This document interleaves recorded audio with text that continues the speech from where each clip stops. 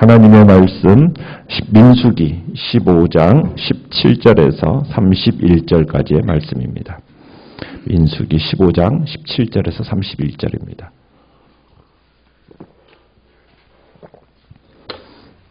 민수기 15장 17절 먼저 읽습니다.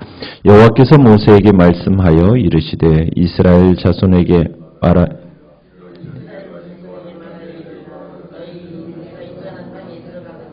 그 땅의 양식을 먹을 때 여호와께 거제를 드리되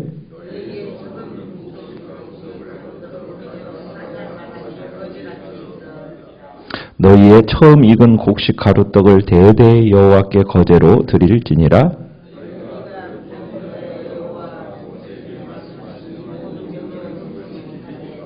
곧 여호와께서 모세를 통하여 너희에게 명령한 모든 것을 여호와께서 명령한 날 이후부터 너희 대대에 지키지 못하여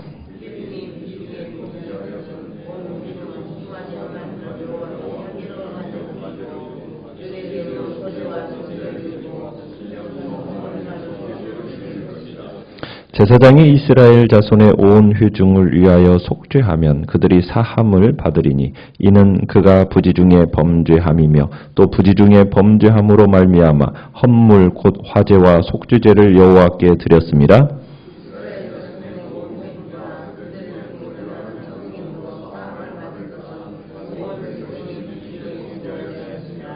만일 한 사람이 부지 중에 범죄하면 1년 된 암염소로 속죄제를 드릴 것이요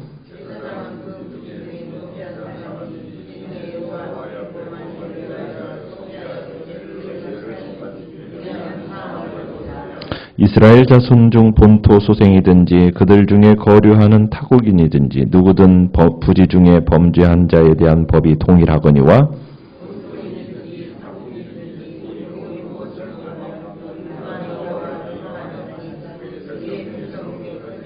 같이 읽습니다. 그런 사람은 여호와의 말씀을 멸시하고 그의 명령을 파괴하였은즉 그의 죄악이 자기에게로 돌아가서 온전히 끊어지리라. 아멘. 오늘 말씀의 제목은 모든 관계를 파괴하는 죄라는 제목으로 말씀을 나눕니다. 오늘 본문 역시 지난주에 말씀드렸던 것 같이 18절이 이렇게 시작이 됩니다. 장차 이스라엘 차지할 땅에서 지켜야 할 규례로 이제 먼저 밝히는 것을 보게 됩니다. 그러면서 18절에 이스라엘이 들어갈 그 가나안 땅을 어떤 땅으로 묘사하고 있느냐면 너희는 내가 인도하는 땅에 들어가거든 이라고 시작을 합니다. 그러니까 그 가나안 땅을 하나님은 내가 인도하는 땅이다 이렇게 지칭하고 계십니다. 그러니까 가나안 땅이라는 것은 이스라엘 백성들이 스스로 찾아가는 땅이 아니에요. 스스로의 힘으로 차지할 수 있는 땅이 아니라는 겁니다. 그 땅은 오직 하나님께서 인도하셔서 하나님께서 당신의 능력으로 빼앗아 주셔야만 비로소 차지할 수 있는 땅이 그 가나안 땅임을 이야기하고 계십니다. 그래서 하나님이 함께 하시지 않는다. 그러면은 결코 이 가나안 땅을 차지할 수가 없고 불가능한 일이라는 것을 이 문맥을 통해서 우리에게 보여주는 겁니다. 우리에게 있어서 하나님께서 약속하여 주신 천국도 마찬가지죠. 천국도 인간의 지혜나 인간의 능력으로 인간의 의지로 갈 수 있는 곳이 아닙니다. 오직 하나님의 능력과 하나님의 은혜로만 우리가 들어가고 누릴 수 있는 곳이 하나님께 주신 선물로 어떻게 보면 하나님께로부터 나온 하나님의 선물이 바로 천국이라는 것을 우리에게 이야기하고 있습니다. 우리가 진실된 마음으로 하나님을 가까이 해서 우리 자신을 스스로 하나님 앞에 진지하게 돌이켜보면 우리가 정말 죄악되고 허물 많고 무능력한 존재라는 것을 우리가 한없이 느끼지 않습니까? 결국 우리 자신의 힘으로는 결단코 천국에도 들어갈 수 없는 존재라는 사실을 깨닫게 되는 거죠.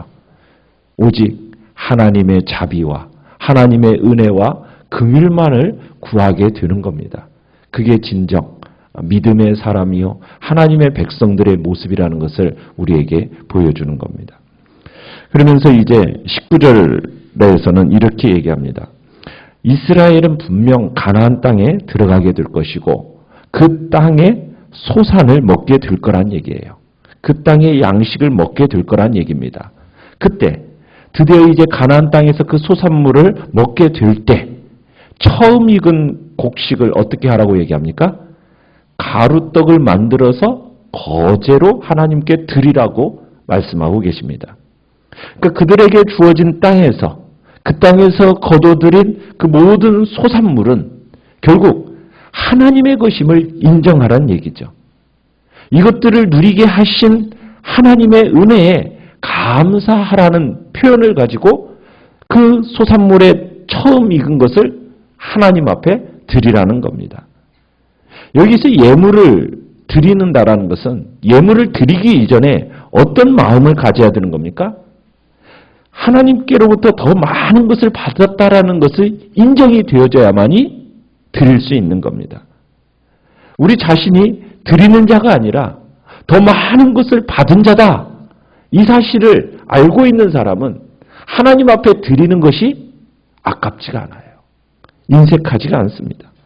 그게 비로소 진정한 감사의 예물임을 우리에게 보여주는 겁니다.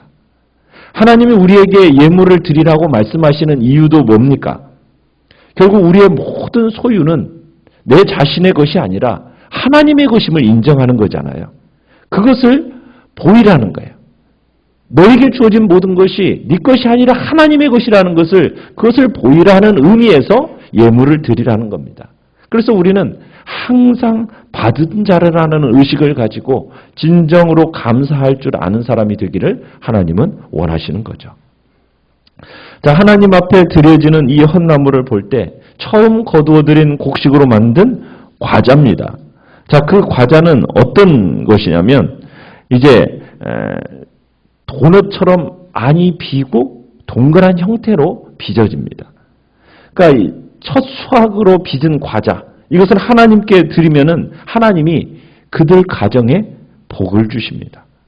순종과 감사에 대한 하나님의 답례죠. 그래서 우리가 하나님 앞에 예물을 드리는데, 자, 그런데 뭐라고 얘기하냐면은 21절 끝에 보면은 대대의 여호와께 거제로 드릴지니라 이렇게 얘기합니다.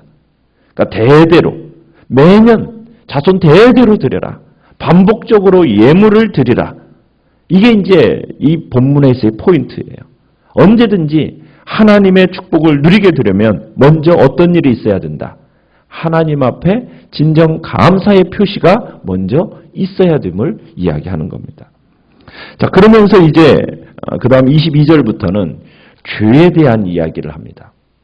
이스라엘 백성이 죄를 지으면은 어디를 찾아갔습니까? 성소를 찾아갔죠. 그리고 그 지은 죄의 종류에 따라서 제물을 드리고 하나님 앞에 용서를 구할 수 있었습니다. 제사장들이 세워진 이유도 어떻게 보면 하나님과 이스라엘 사이에서 그 속죄의 사명을 받아서 감당하는 자리가 바로 이 제사장의 자리예요.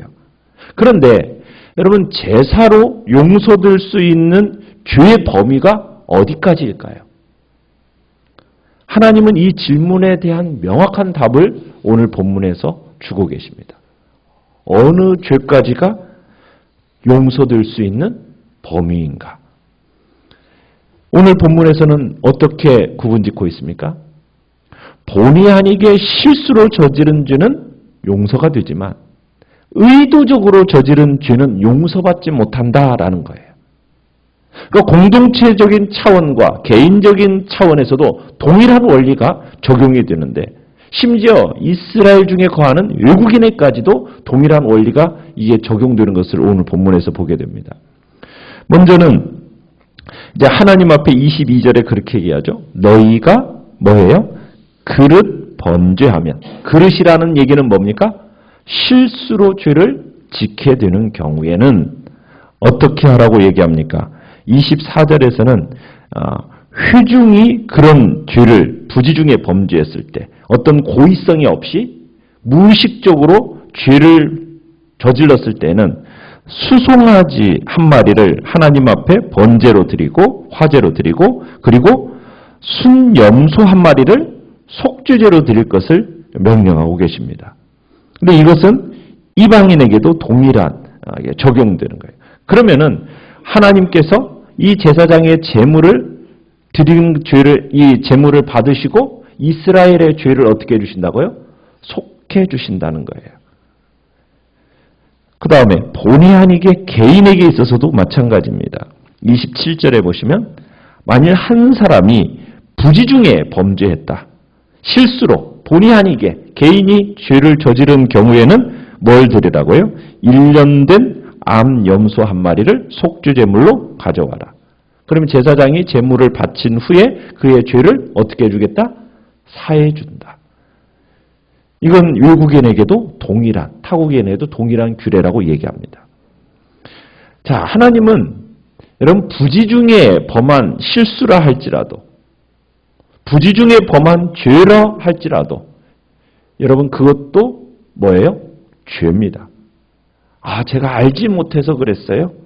의도가 없었어요? 여러분 그래도 그건 뭐라고요? 죄라는 거예요. 아무리 본의 아니게 저지른 죄라 할지라도 뭐는 치러야 됩니까? 대가는 반드시 치러야 됩니다. 죄는 그냥 넘어가는 법이 없어요. 죄에 대해서는 반드시 대가 지불이 요구되어지는 겁니다. 자, 그러면서 이제 뭐의 죄에서는 어떤 죄에 대해서는 단죄를 받습니까? 30절로 가보시면은 본토이든지 타국이든지 어떻게? 고의로 무엇을 범하면 처음부터 죄를 지으려는 의도를 가지고 계획적으로 지은 죄, 이 죄는 대속할 방법이 없다. 이렇게 말하고 있어요. 여러분 여기서 고의로라고 해석된 이 원문에서는 문자적인 뜻이 뭐냐면 손을 높이 든 채로라는 의미로 쓰이고 있는데 이 손을 높이 든 채로라는 얘기는 뭐냐면 인간이 하나님을 향해서 손을 들어 반역하는 행위를 의미하는 겁니다. 그러니까 하나님의 권위에 도전하는 교만의 극치를 표현하는 단어가 바로 이 고의로라는 단어예요. 그러니까 인간이 고의로 죄를 짓는 경우는 공개적으로 하나님께 도전하는 행위라는 거예요.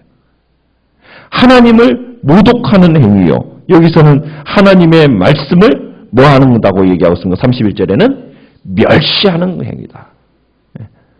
그의 명령을 파괴하는 행위다. 하나님은 고의로 짓는 죄는 이것에 대해서 강력하게 처벌을 요구하시는데 어떻게까지 요구하세요? 용서할 수가 없다는 거예요. 이런 사람은 이스라엘이든 그들 중에 사는 사람이든 백성 가운데서 반드시 어떻게 해라? 쫓아내라. 끊어버린다. 반드시 죄의 짐을 그에게 주어야 한다. 본의 아니게 실수로 저지른 죄는 하나님이 짐승으로 생명을 대신하지만 의도적으로 저지른 죄는 본인 스스로가 그 값을 치러야 된다라고 주님은 말씀하고 계시는 겁니다. 우리는 여기서 부지 중에 범한 죄와 고의로 범한 죄에 대한 하나님의 반응이 다르게 나타나는 것을 보게 되죠. 그러니까 의도적으로 지은 죄, 부지 중에 지은 죄, 하나님이 어떻게 하신다는 거예요? 분명히 구별하신다는 거예요. 그리고 그 처벌을 달리 하신다는 거예요. 그러면 하나님은 뭘 보신다는 겁니까? 동기를 보시는 거예요. 결과가 아니라 동기를 보신다는 거예요. 그러니까 하나님은 동기를 중요하게 여기시는 분이세요. 하나님은 결과보다도 동기를 중요하게 여기세요. 행위의 결과가 아니에요. 하나님은 그 사람의 중심에 어떤 동기를 가지고 있는가를 주목하고 계신다는 거예요. 동기에 따라서 우리를 판단하신다는 거예요. 목적이 뭐냐는 거예요. 우리는 주로 결과에만 연연하는 경향이 있어요. 그래서 수단과 방법을 가리지 않는 일들이 많이 생겨집니다. 그러나 하나님은 하나님의 영광을 위해서는 우리는 하나님 앞에 뭐부터 시작을 동기부터 목적부터 정말 매 순간 최선을 채워나가는 우리가 되어야 된다는 거예요. 때로 결과는 실패할 수 있어요. 그러나 그 중심만큼은 하나님을 향한 사랑과 믿음과 열심으로 채워나가는 그렇게 채워나가는 것이 우리의 삶에 실패 없는 인생이 됨을 우리에게 가르쳐주고 계시는 거예요. 하나님을 향한 열심으로 가지는 것은 때로는 결과가 좋지 않게 나올 수도 있어요. 그러나 하나님은 결코 그것을 헛되지 않게 보시는 분이에요. 우리는 하나님께서 이스라엘 백성들에게 고의로 죄를 범하는 것은 하나님을 멸시하는 것이요, 하나님을 회방하는 것이요, 그분의 말씀을 멸시하는 것이요, 그의 명령을 파괴하는 것이라고 말씀하는 것을 통해서 우리는 의지적으로 하나님의 말씀을 거절하고 내 뜻대로 행동하는 것이 얼마나 하나님 앞에서 배반이요, 하나님에 대한 도전 행위인지를 우리는 상기시켜야 됩니다. 우리의 의지를 그 하나님의 말씀의 권위 아래 굴복시켜야 돼요. 그렇지 않는 것은 하나님에 대한 배반이요, 도전 행위라는 것을 우리는 기억해야 됩니다. 그래서 우리는 항상 하나님의 말씀 앞에서 나의 생각, 나의 뜻, 나의 욕심, 그거 다 죽이는 겁니다. 다 던져버리는 거예요. 오직 하나님의 말씀에 절대적으로 순종하면서 하나님의 뜻이 온전히 이루어지기만을 구하는 것이 우리가 이 땅을 살아가는 삶의 방식인 겁니다. 그럴 때 우리는 하나님의 백성으로서 하나님께서 우리에게 내려주시는 그 모든 은혜와 축복 가운데 살아갈 수 있게 되는 것입니다. 오늘 이 시간 주님 앞에서 하나님과의 관계에 금을 가게 만드는 죄, 특별히 참으로 불손하고 의지적인 가지고 하나님을 반역하는, 모독하는 그런 어리석은 우리의 삶의 행위와 동기가 주님 안에서 없도록 정말 하나님 앞에서 정말 마음과 동기가 참으로 중심이 하나님에 대한 사랑과 열심으로 충성되이 오늘도 살아가는 한 날이 되게 해달라고 위해서 기도하며 나가시길 바랍니다.